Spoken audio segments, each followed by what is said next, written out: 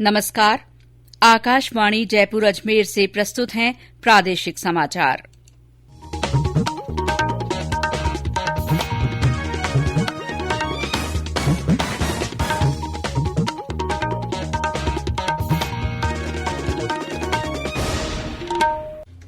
मुख्य समाचार। राज्य में कोविड टीकाकरण के दूसरे चरण में अब समाज कल्याण, कृषि तथा प्राथमिक शिक्षा विभाग के कर्मचारियों को टीके लगाए जाएंगे। देश में कोविड संक्रमण से ठीक होने की दर 97.32% हुई। केंद्र सरकार ने कहा, कोरोना महामारी के दौरान मनरेगा के तहत रिकॉर्ड काम हुआ। प्रदेश में कुसुम योजना के तहत किसानों के यहां 6,500 सौर ऊर्जा पंप संयंत्र लगाए गए। और भाजपा विधायक कालीचरण सराफ की विधानसभा में रीट परीक्षा की तारीख बदलने की मांग।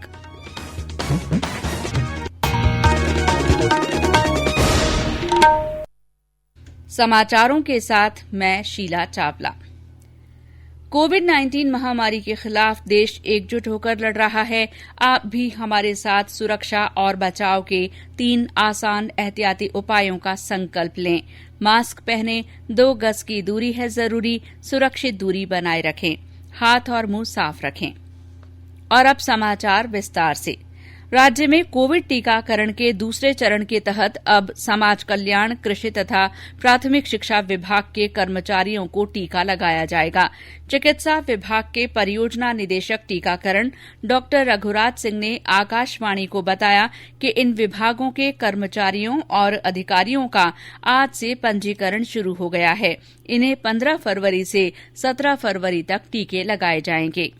फ्रंटलाइन जो वर्कर हैं हमारे, उसमें अभी जैसे पंचायती राज जो इंस्टीट्यूशन 2010 के अंदर ट्रांसफर हुए थे, उसमें हमारा एग्रीकल्चर विभाग था और समाज कल्याण विभाग है। इसके अलावा जो एलिमेंट्री एजुकेशन है यानी कि प्राइमरी शिक्षा विभाग है, वो भी पंचायती राज के अंदर आता है। तो इनके डेटा हम और कलेक्ट कर रहे हैं और इनका डेटा जो हम अपलोड करेंगे सॉफ्टवेयर को 17 तारीख तक अपलोड कर देंगे। इसमें हमारे समाज कल्याण विभाग के और एग्रीकल्चर विभाग के हैं, उनका वैक्सीनेशन करने की जो डेट हमने डिसाइड करी है वो है हमारी 15 तारीख। प्राइमरी एलिमेंट्री जो एजुकेशन है, उनके जो कर्मचारी हैं उनको जो वैक्सीनेट करेंगे हम करेंगे 17 तारीख। तो इस तरह से इन विभागों के कर्मचारियों को हम वैक्सीनेट करेंगे।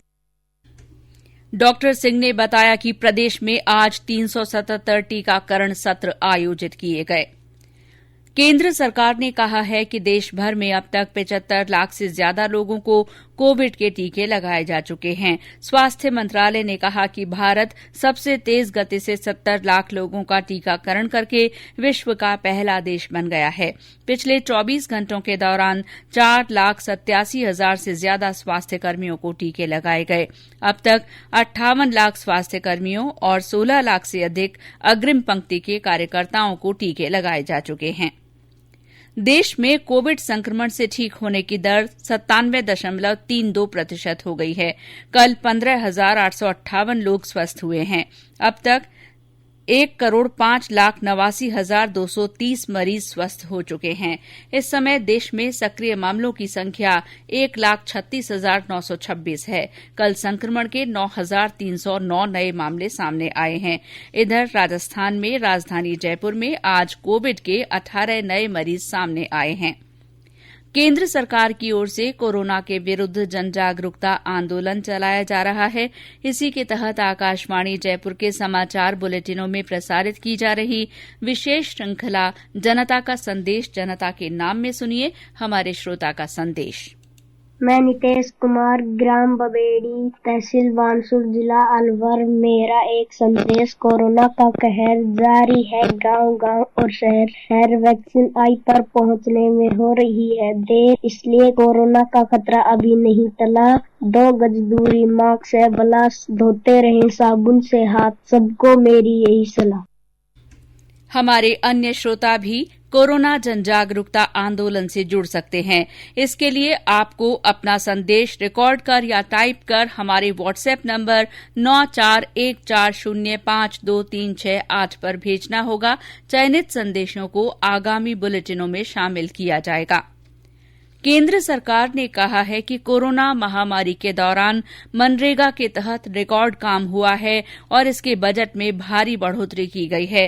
केंद्रीय ग्रामीण विकास मंत्री नरेंद्र सिंह तोमर ने आज राज्यसभा में पूछे गए एक सवाल के जवाब में कहा कि पिछली बार मनरेगा के तहत 61,000 करोड़ रुपए के बजट का प्रावधान किया गया था। हालांकि ज्यादा से ज्यादा लोगों को रोजगार उपलब्ध कराने के लिए इसके बजट को बढ़ाकर 1,11,000 करोड़ रुपए कर दिया गया था।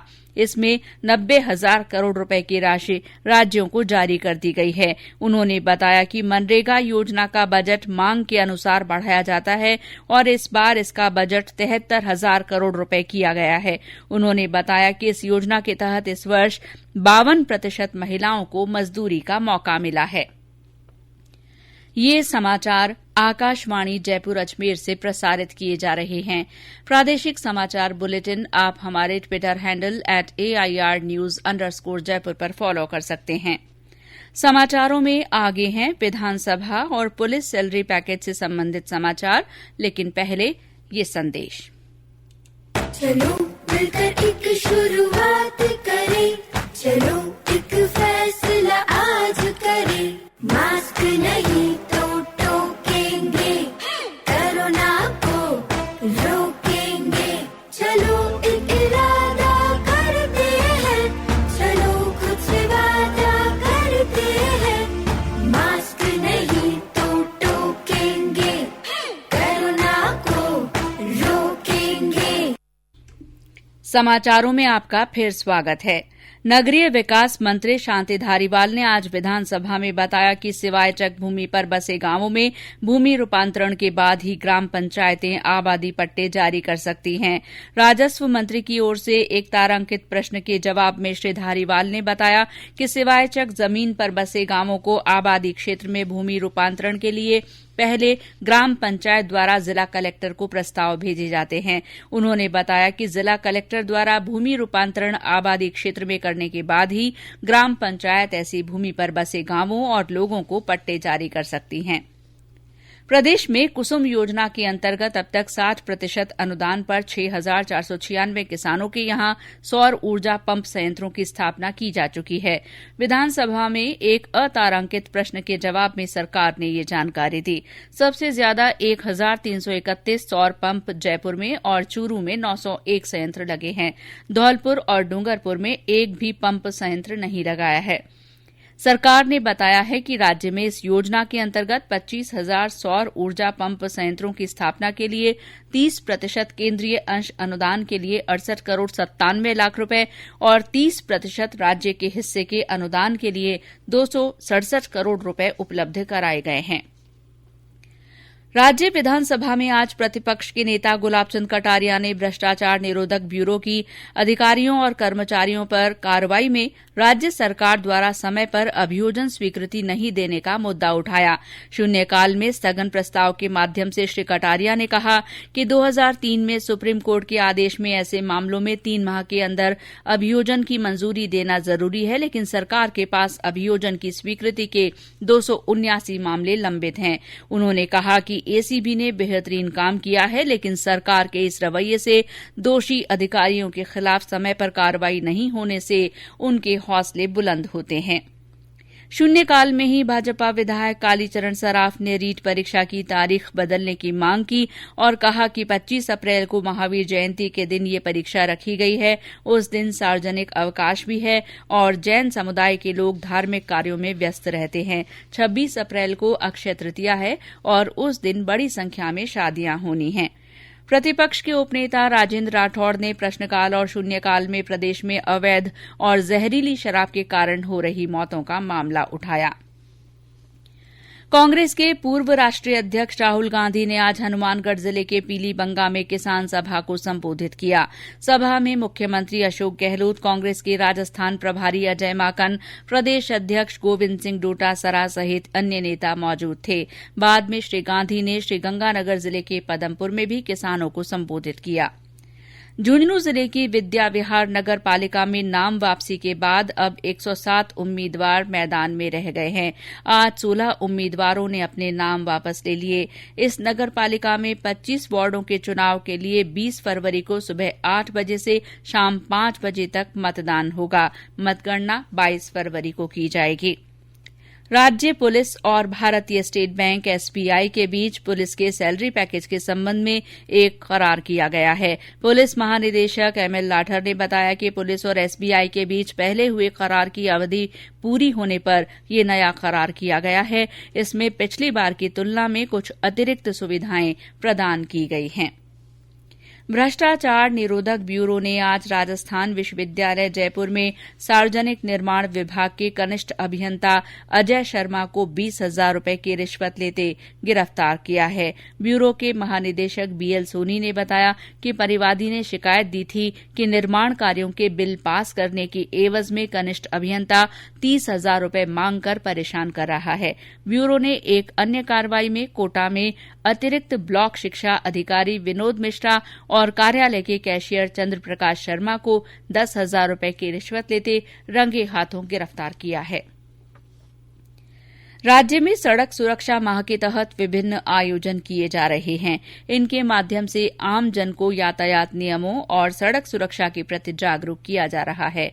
इसी क्रम में आज सवाई माधोपुर जिला मुख्यालय पर ट्रक यूनियन परिसर में यातायात जागरूकता प्रदर्शनी का आयोजन किया गया। इसी तरह प्रतापगढ़ में स्कूली बच्चों को यातायात नियमों की जानकारी दी गई। झालावाड़ में सड़क सुरक्षा माह के तहत आज स्कूली बच्चों की पेंटिंग प्रतियोगिता हुई और विजेताओं को पुरस्कार दिए गए।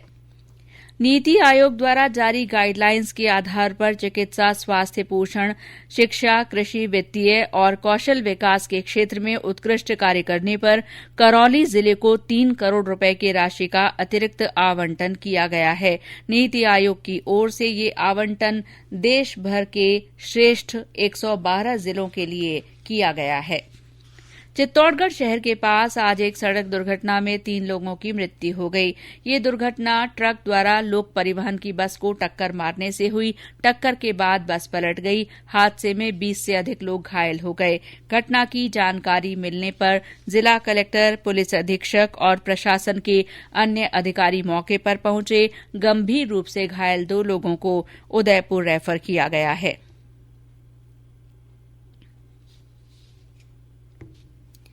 और अंत में मुख्य समाचार एक बार फिर। राज्य में कोविड टीकाकरण के दूसरे चरण में अब समाज कल्याण, कृषि और प्राथमिक शिक्षा विभाग के अधिकारियों और कर्मचारियों को टीके लगाए जाएंगे। देश में कोविड संक्रमण से ठीक होने की दर 97.32% हो गई है। केंद्र सरकार ने कहा है कि कोरोना महामारी के दौरान मनरेगा के तहत रिकॉर्ड काम हुआ है। प्रदेश में कुसुम योजना के तहत किसानों के यहां 6,500 सौर ऊर्जा पंप संयंत्र लगाए गए हैं। और भाजपा विधायक कालीचरण सराफ ने आज विधानसभा में रीट परीक्षा की तारीख बदले जाने की मांग की है। इसी के साथ प्रादेशिक समाचार बुलेटिन समाप्त हुआ। नमस्कार।